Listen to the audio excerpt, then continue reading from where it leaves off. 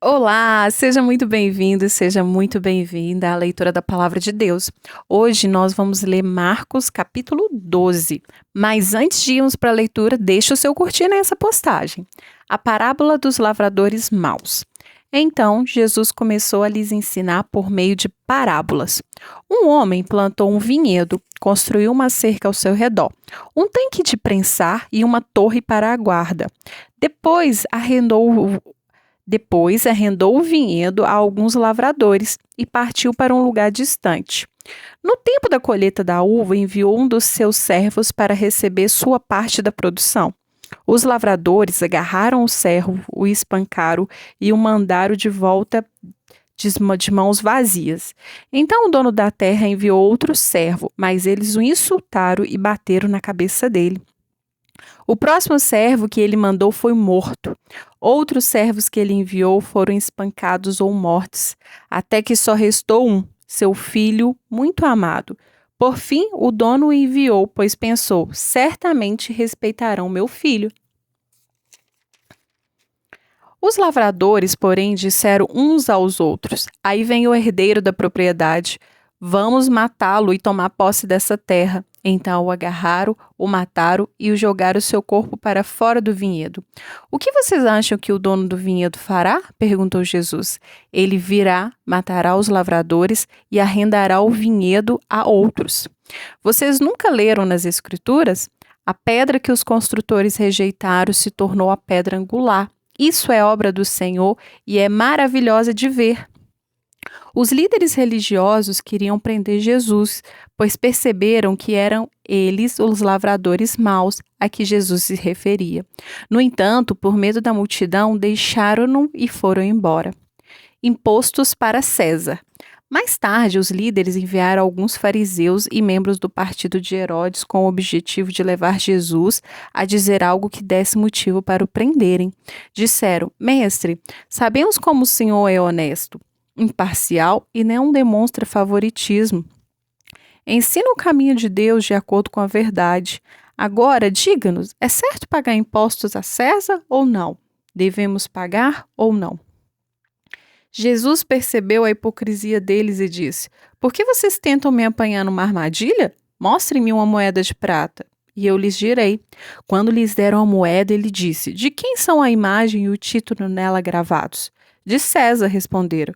Então, deem a César o que pertence a César, e deem a Deus o que pertence a Deus, disse ele.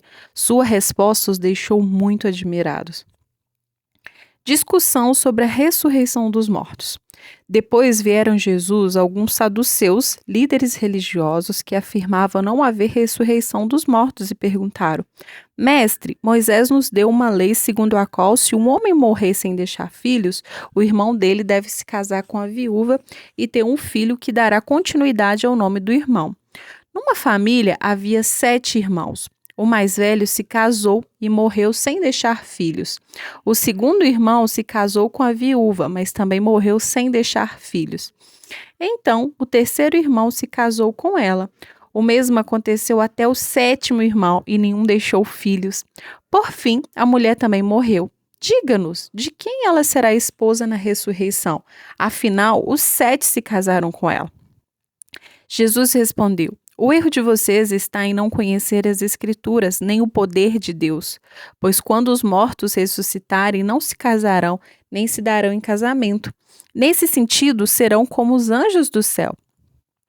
Agora, quanto à haver ressurreição dos mortos, vocês não leram a esse respeito nos escritos de Moisés, no relato sobre o arbusto em chamas? Deus disse a Moisés: Eu sou o Deus de Abraão, o Deus de Isaque e o Deus de Jacó. Portanto, ele é o Deus dos vivos e não dos mortos. Vocês estão completamente enganados. O mandamento mais importante. Um dos mestres da lei estava ali ouvindo a discussão. Ao perceber que Jesus tinha respondido bem, perguntou: De todos os mandamentos, qual é o mais importante? Jesus respondeu: O mandamento mais importante é esse: Ouça, ó Israel, o Senhor nosso Deus é o único Senhor. Ame o Senhor, seu Deus, de todo o coração, de toda a sua alma, de toda a sua mente e de todas as suas forças. O segundo é igualmente importante.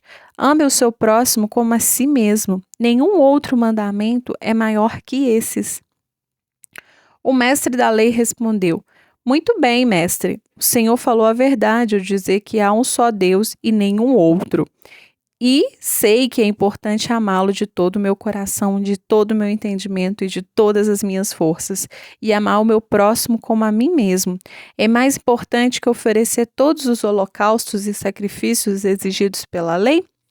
Ao perceber quando o homem compreendia, Jesus disse: Você não está longe do reino de Deus. Depois disso, ninguém se atreveu a lhes fazer mais pergunta. De quem o Cristo é filho? Mais tarde, enquanto ensinava o povo no templo, Jesus fez a seguinte pergunta: Por que os mestres da lei afirmam que o Cristo é filho de Davi? O próprio Davi, falando por meio do Espírito Santo, disse: Ó Senhor, disse ao meu Senhor: Sente-se no lugar de honra à minha direita, até que os humilhe seus inimigos debaixo dos seus pés. Uma vez que Davi chamou o Cristo de meu Senhor, como ele pode ser filho de Davi? E a grande multidão o ouvia com prazer. Jesus critica os mestres da lei. Jesus também ensinou: cuidado com os mestres da lei. Eles gostam de se exibir com vestes longas e de receber saudações respeitosas quando andam pelas praças. E como gostam de sentar-se nos lugares de honra nas sinagogas e à cabeceira da mesa nos banquetes. No entanto, tomam posse dos bens das viúvas de maneira desonesta e depois, para dar impressão de piedade, fazem longas orações em público. Por causa disso, serão duramente castigados. A oferta da viúva. Jesus sentou-se perto da caixa de oferta do templo e ficou observando o povo colocar o dinheiro. Muitos ricos contribuíam com grandes quantias. Então veio uma viúva pobre e colocou 2 moedas pequenas. Jesus chamou seus discípulos e disse: Eu lhes digo a verdade, essa viúva depositou na caixa de oferta mais que todos os outros.